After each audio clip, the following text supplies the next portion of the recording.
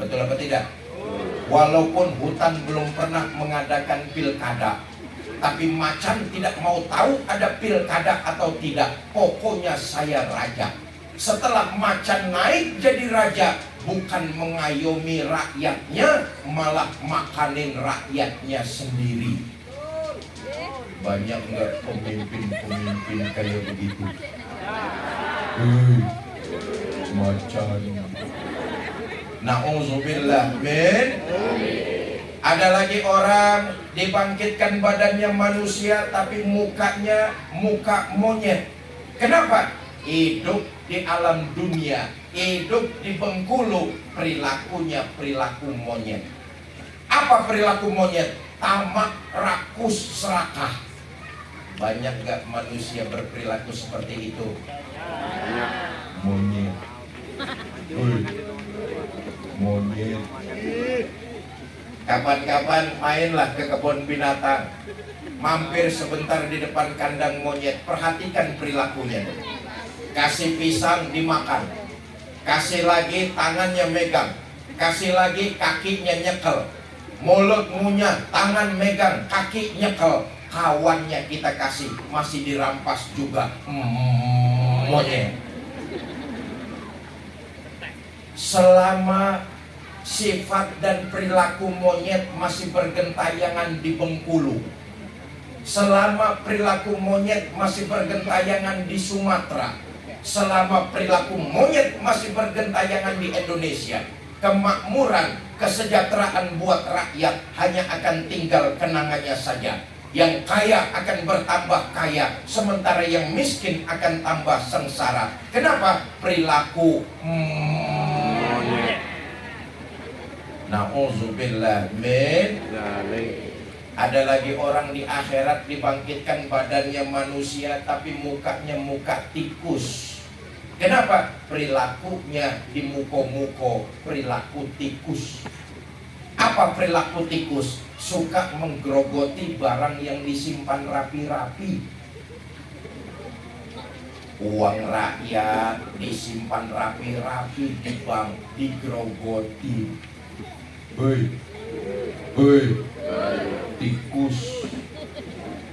Tikus.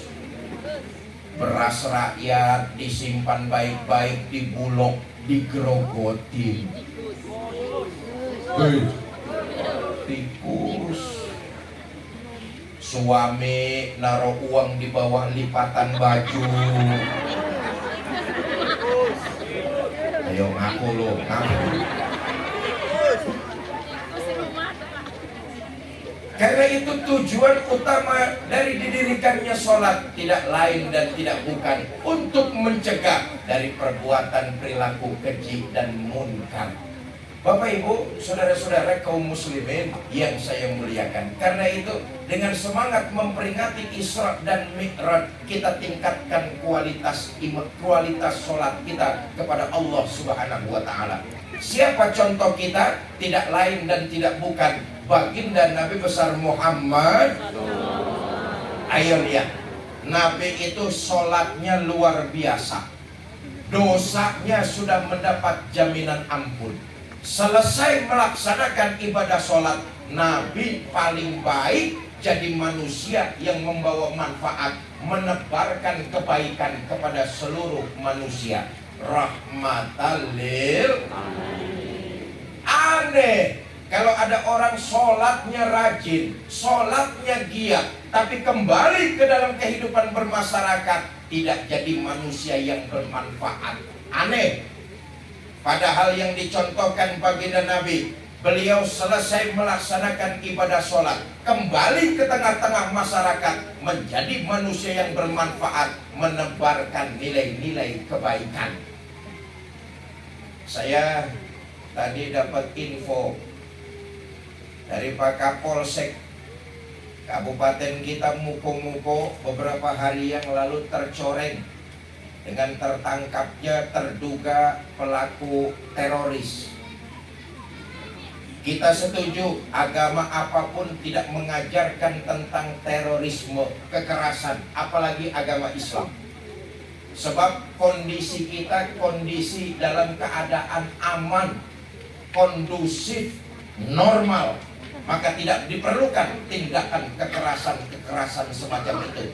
Bukan cuma tidak memerlukan, kita mengutuk malahan tindakan yang dilakukan dengan kekerasan. Aneh saya katakan, orang yang sholatnya rajin seharusnya hari ini lebih baik dari hari yang kemarin. Tapi kalau amaliyahnya sama saja, itu sholat tidak mampu membentuk kepribadian. Apa sholatnya yang salah? Bukan kitanya yang tidak mau melakukan evaluasi dan introspeksi. Bukan sholatnya yang salah, tapi kitanya yang tidak mau mengikuti kebenaran. Saya katakan teladan kita adalah baginda Nabi besar Muhammad Sallallahu Alaihi Wasallam. Beliau dosanya sudah diampuni, sholatnya luar biasa. Selesai dari melaksanakan sholat, jadi manusia yang menebarkan nilai-nilai kebaikan. Itulah ajaran agama Islam, rahmatan lil alamin. Dalam berbuat kebaikan, berlandaskan sholat yang didirikan seorang muslim dan muslimah. Nabi mencontohkan, jangan pernah pilih kasih, jangan pernah pandang bulu dalam menebarkan nilai-nilai kebaikan. Nah, saya ingin sampaikan satu riwayat. Saudara, Nabi sholatnya luar biasa, tapi makin berbuat baik kepada seluruh masyarakat. Enggak melihat dari suku, enggak melihat dari bahasa, enggak melihat dari agama.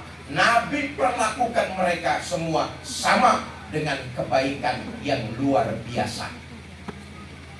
Di sudut kota Madinah ada Yahudi tua buta. Karena buta, dia cuma mengandalkan pendengaran. Nabi datang nyuapin makanan. Lagi enak-enaknya disuapin makanan sama baginda Nabi. Yahudi ini dengar di depannya ada orang lewat. Berdiri dia lalu pidato. Mas, yang barusan lewat di depan saya, hati-hati kalau ketemu Muhammad. Jangan dipercaya omongannya, Muhammad tukang bohong. Padahal yang lagi nyuapin dia, junjungan kita baginda Nabi besar Muhammad Sallallahu Alaihi Wasallam. Apa Nabi berhenti nyuapin? Enggak. Apa Nabi marah? Enggak. Nabi terus nyuapin dengan penuh rasa kelembutan. Allahumma sholli wa sallim wa barik alaihi. Besok Nabi datang lagi, nyuapin lagi. Sedang enak-enaknya disuapin sama baginda Nabi. Ini Yahudi dengar di depannya ada orang lewat. Berdiri dia lalu pidato. Mas, yang barusan lewat di depan saya, hati-hati kalau ketemu Muhammad. Jangan dipercaya omongannya, Muhammad tukang sihir. Nabi terus nyuapin dengan penuh rasa memuliakan, menghormati, cinta dan kasih sayang. Saya tanya nih orang-orang Agung Jaya, kira-kira masih mau nyuapin nggak kalau yang kita suapin caci maki kita? Hah? Suapin aja terus, tapi makanannya campurin racun sedikit. Model.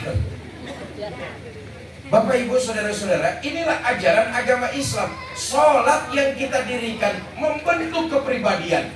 Bagus kita hubungannya kepada Allah. Selesai sholat, bagus juga hubungan kita membawa manfaat bagi masyarakat yang ada di sekitar kita. Itulah agama Islam. Itulah refleksi dari ibadah sholat yang kita kerjakan. Nih, nyuwun sewu, kan kadang-kadang enggak. Sholatnya rajin, selesai sholat sama tetangga tetap aja pelotot-pelototan. Ada di sini yang kayak begitu, ada? Yang mana orangnya? Sholat yang kita dirikan seharusnya hari ini kita lebih baik dari hari-hari yang kemarin. Dalam artian, bagus kita hubungannya dengan Allah, bagus juga hubungan kita sesama masyarakat, menebarkan nilai-nilai kebaikan. Bu, kebaikan yang kita lakukan, ibadah yang kita kerjakan bukan untuk menyenangkan Allah.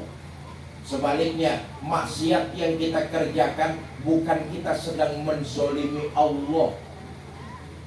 Bahasa gampangnya gini dah, semuko-muko orang gak ada yang sholat, Allah nggak akan pensiun jadi Tuhan. Betul apa tidak? Sebengkulu orang nggak ada yang sedekah, Allah nggak akan bangkrut jadi Tuhan. Allah maha kaya, Allah maha gagah, Allah maha perkasa. Perbuatan baik yang kita lakukan, perbuatan jahat yang kita kerjakan, dua-duanya akan kembali buat diri kita masing-masing. Allah nggak ngambil keuntungan sedikit pun. Maaf, nih yang hadir malam ini semuanya nih calon-calon jenazah. Betul? Ada yang datang malam ini kok hidup terus-terusan, ada apa enggak? Kita ini semua pasti bakalan mati. Betul? Ibu-ibu yang di belakang pasti bakal mati apa tidak? Mati. Bapak-bapak yang duduk di depan ini pasti mati apa tidak? Mati. Ketua panitia bakal mati apa tidak? Mati. Kades bakal mati apa enggak? Mati. Saya yang lagi duduk di sini bakal mati apa tidak?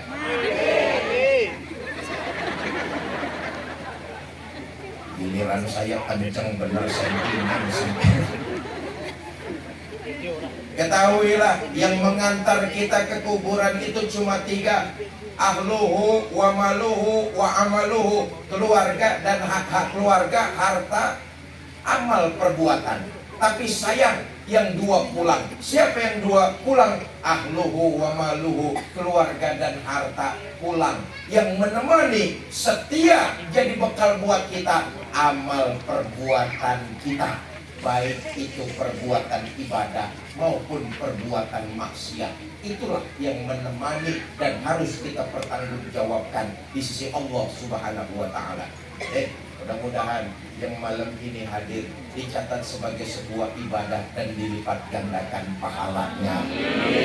Bukan cuma itu, setelah pengajian nanti kembali kita ke rumah masing-masing. Sepanjang perjalanan Allah gugurkan salah dan dosa-dosa kita.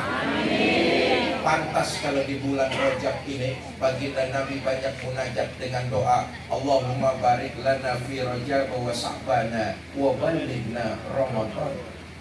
Di bulan ini, bulan yang dimuliakan, perbuatan baik, ibadah yang dikerjakan dilipat gandakan pahalanya di sisi Allah Subhanahu wa Ta'ala. Malam ini yang hadir ada 50 orang, 100 orang ada, 300 orang ada, 500, 1000 lah sama yang gaib. Yang hadir pengajian malam ini 500 orang. Semua kita mudah-mudahan insya Allah kebagian dapat 1 pahala. Amin. Tapi ketahuilah, panitia, kades, tokoh-tokoh masyarakat di sini yang menyelenggarakan pengajian malam ini, mereka dapat kiriman 500 pahala. Kenapa? Kehadiran kita di sini karena sponsornya panitia. Inilah perbuatan baik yang akan menemani perjalanan kita di akhirat nanti. Karena itu, sholat yang kita dirikan, aplikasinya kembali ke masyarakat, tebarkan nilai-nilai kebaikan dan memperbanyak ibadah. Ya Bu? Ya Bu? Yo, mulai malam ini saya mengajak kita semua agar hari ini lebih baik dari hari kemarin. Esok harus lebih baik dari hari ini. Artinya kita tebarkan kebaikan dan banyak beribadah kepada Allah Subhanahu wa Ta'ala.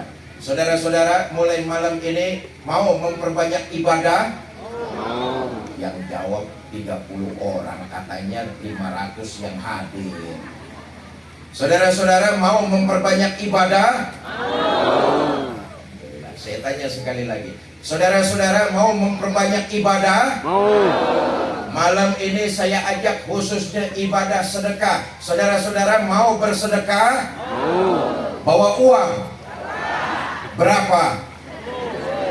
5.000. Masuk kebun binatang saja tiketnya sudah 25.000. Itu lihat monyet. Masa lihat Fikri cuma 5.000? Mahalan monyet ketimbang saya berarti. Tapi kan sedekah itu yang penting ikhlasnya, betul ya? Soal sedekahnya mah nomor 1. Yang penting ikhlasnya. Buat apa sedekah kecil kalau nggak ikhlas? Mendingan sedekah besar tapi ikhlas. Ya Bu. Nih biasanya kaum ibu nih, saya titip pesan Bu. Lain kali kalau hadir di pengajian, kalau datang ke masjid, biasakan bawa uang. Kita mau ke kota Bengkulu atau ke kota Padang, bawa uang 1 juta, hati masih khawatir takut kurang. Betul apa enggak? Kita mau ke akhirat, negeri abadi, nggak bawa uang, nekat. Tapi Ustadz gimana ya, saya sudah terlanjur nggak bawa uang Ustadz. Ibu-ibu yang terlanjur nggak bawa uang ya sudah nggak apa-apa. Nanti petugas ngiterin kotak amal, ibu pinjam saja dulu dengan tetangga sebelahnya. Kalau ternyata tetangga sebelahnya sama-sama nggak bawa uang, ya sudahlah, pasrah.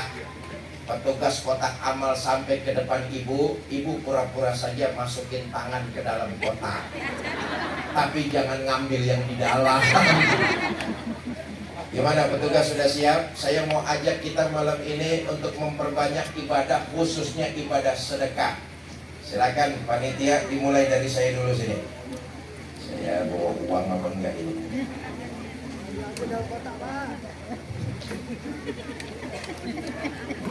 Tolong dibantu pembacaan sholawatnya nih Ustaz Nasir.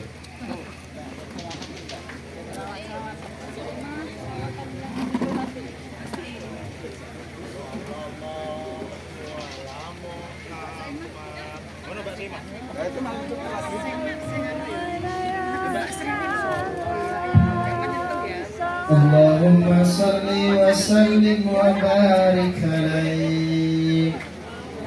Salatullah salamullah ala Taha Rasulillah. Salatullah salamullah ala Yasin Habibillah.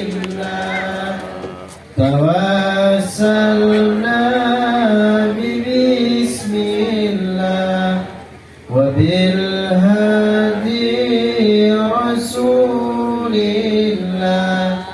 wa kulli mujahidillah bi ahlil badri ya Allah.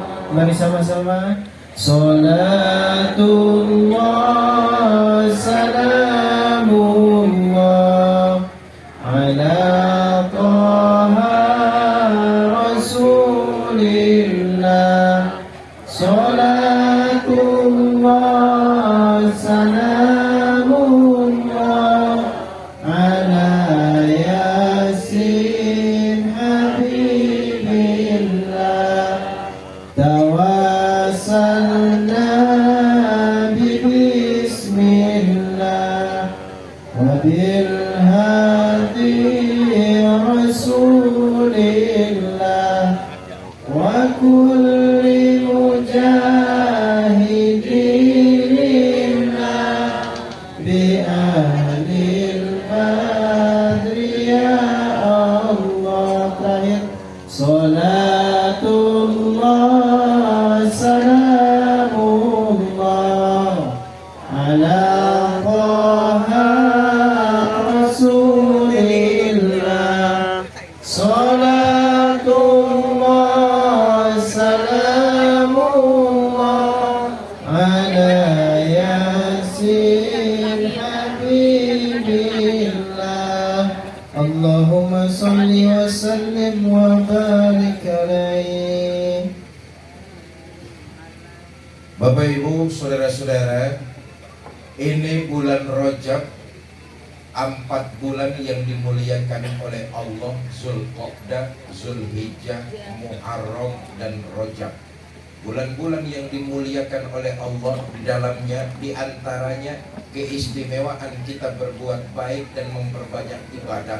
Allah lipat gandakan pahala di sisinya. Saudara, tadi saya katakan perbuatan baik yang kita lakukan akan kembali buat diri kita. Begitupun perbuatan jahat yang kita lakukan akan menimpa diri kita sendiri. Dan amal perbuatan itu yang menjadi bekal perjalanan kita menghadap Allah Subhanahu wa Ta'ala. Karenanya saya titip pesan terakhir di bulan Rajab dengan memperingati peristiwa Isra dan Mi'raj. Tingkatkan kualitas sholat kita. Selesai melaksanakan sholat, lalu tingkatkan perbuatan baik, menebarkan hal-hal yang bermanfaat kepada seluruh makhluk yang Allah ciptakan.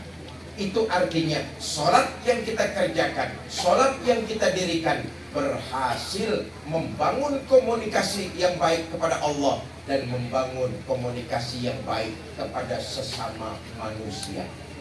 Bapak Ibu, saudara-saudara, ini hari saya kedua safari dakwah di Kabupaten Muko-Muko, Pak Sekda. Masih ada 2 hari lagi saya muter di Kabupaten Muko-Muko, mohon izin. Masih ada 4 atau 5 kajian lagi. Sekarang sudah jam 11. Karenanya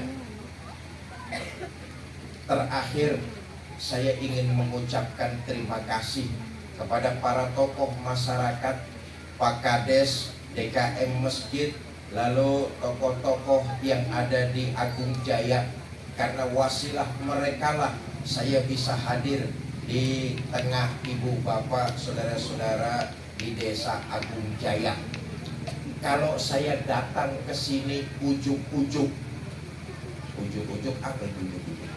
Tiba-tiba Tahu-tahu saya datang sendirian, tiba-tiba datang saya lewat Bengkulu atau lewat Kota Padang, itu sama saja perjalanannya, cuma beda selisih kurang lebih 1 jam ya. Kalau lewat Padang lebih dekat, selisihnya 1 jam, tapi jalanannya rada bagus. Sementara kalau lewat Bengkulu jalannya rada lama, 1 jam, jalannya juga enak, berkelok-kelok. Udah gitu banyak lubang karena jalan truk batu bara. Kalau saya ujuk-ujuk datang ke sini sendirian, saudara bisa bayangkan tiket dari Jakarta ke Kota Padang hampir 2 juta. Saya harus nyewa mobil dari Kota Padang ke Agung Jaya, harus isi bensin, harus makan, harus sewa penginapan. Pulang pergi total biaya yang saya keluarkan 7 sampai 8 juta. Kalau saya tanggung sendiri, remek. Betul apa tidak? Karena itu saya bersyukur Pak Kades, para tokoh DKM Masjid, kades-kades yang ada di sekitaran desa kita, bersama dengan teman-teman Yayasan Kita Peduli Berbagi, memfasilitasi saya bisa bersilaturahmi di tengah-tengah masyarakat Agung Jaya. Saya datang ke sini landasannya silaturahmi, tidak ada muatan apa-apa. Karena itu saya hanya merasa seorang keluarga yang datang ke tengah-tengah keluarganya. Itulah kita umat Islam, landasan silaturahmi. Kalau landasannya silaturahmi, saya malam ini datang ke sini enggak ngerasa sebagai orang lain. Saya hanya merasa datang ke tengah-tengah keluarganya. Kenapa? Kita ini umat Islam, keluarga besar. Betul? Menghina saudara sama juga menghina saya. Menyakiti saudara sama juga menyakiti saya. Saya adalah saudara, saudara adalah saya. Di hatiku ada kamu. Asik. Begitulah kita nih umat Islam, keluarga besar, landasannya silaturahmi. Maka saya setuju tadi di awal sambutan ketua panitia, tidak ada muatan apa-apa, landasan kita silaturahmi. Dalam kehidupan kita sehari-hari boleh kita berbeda. Saudara ada yang partainya warna biru, monggo. Ada yang warna hijau, monggo. Ada yang warna kuning, merah dan sebagainya, silakan saja. Dalam kehidupan berorganisasi sehari-hari, kita organisasinya nggak sama, silakan. Ada yang organisasinya NU, ada yang Muhammadiyah, ada yang Masumi, ada yang Al-Wasliyah, silakan. Perbedaan itu semua jangan menyebabkan kita centang perenang, tapi mestinya perbedaan itu membuat kita saling melengkapi, bukan saling mencaci maki. Beda partai saling melengkapi, nggak boleh saling ngenyek. Beda pilpres saling melengkapi, jangan malah saling mencaci maki. Ini kan kadang-kadang enggak cuma gara-gara berbeda pilihan, berbeda amaliyah, berbeda perbuatan, sama saudara muslim saling caci mencaci. Bahkan maaf, ada yang saling kafir mengkafirkan.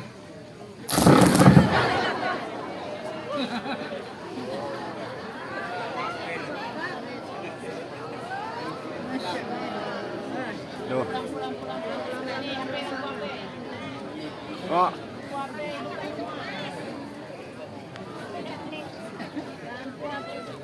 Salahan teknis.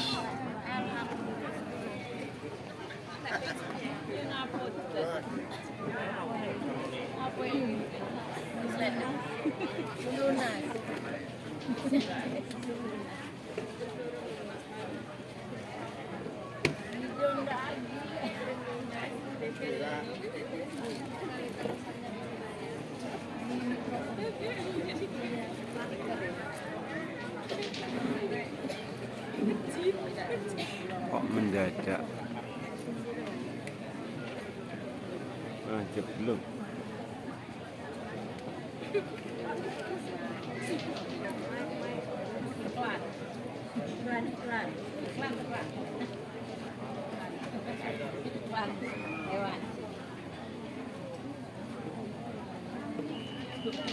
Komando.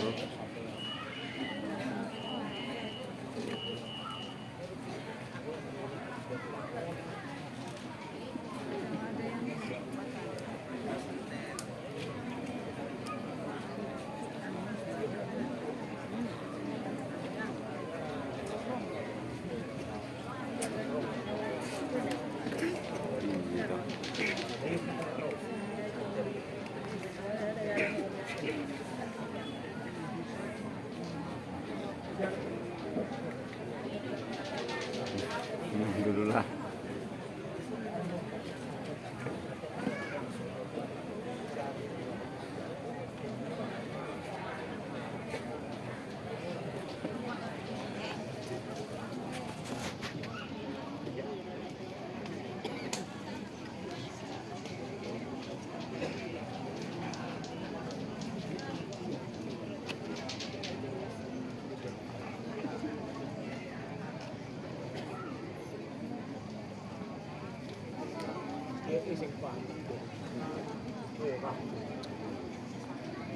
Ini